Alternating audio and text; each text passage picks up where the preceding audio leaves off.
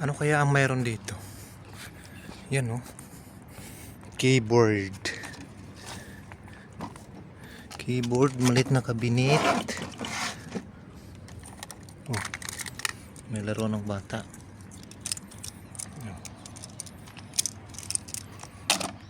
Pag sino may gusto, may bola. Punta na lang dito. Samsung, lumang modelo. Pangit na. Ano kaya dito mayroon? Mga tabla, ano kaya? Uy, gadgets oh. Maganda pa kaya to? What do you think, guys?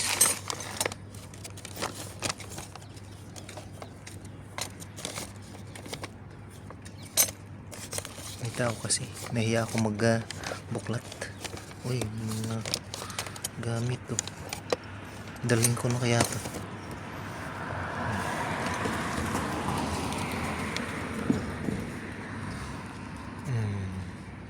Tablet, guys.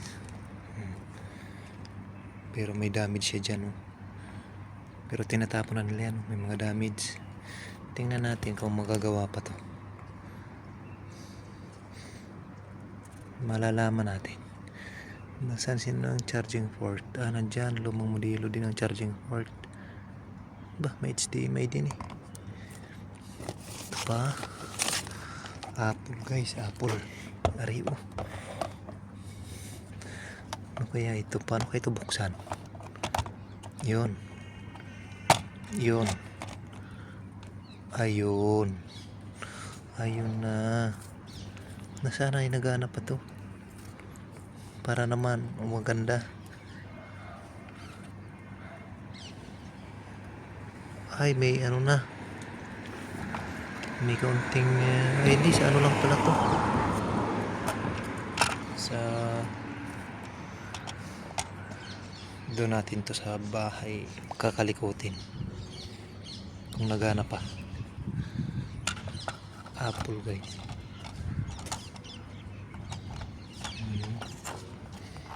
Balik natin. Sa bahay na natin kakalikutin to. Okay. Ano pa kaya ito? May laptop dito. Wow. Laptop may damage. So, binalibag na ata to. Ano kaya ang ano kaya ito? Ganda pa kaya? Ay, Asus ha, Asus. Walang basag. Walang basag. Ayos pa yan. Tingnan natin dito. Wow. Wow.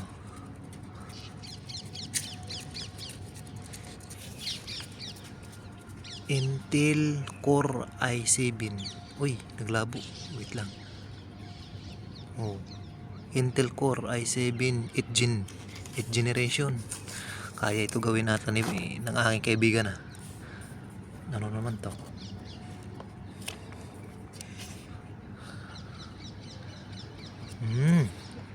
i7 ha. 8th generation. Papagawa natin yan para gumana. Ito naman. Oh. ThinkPad. Ay, wasak din oh. Siya. Ano na natin? Tingnan ng Intel Core i3.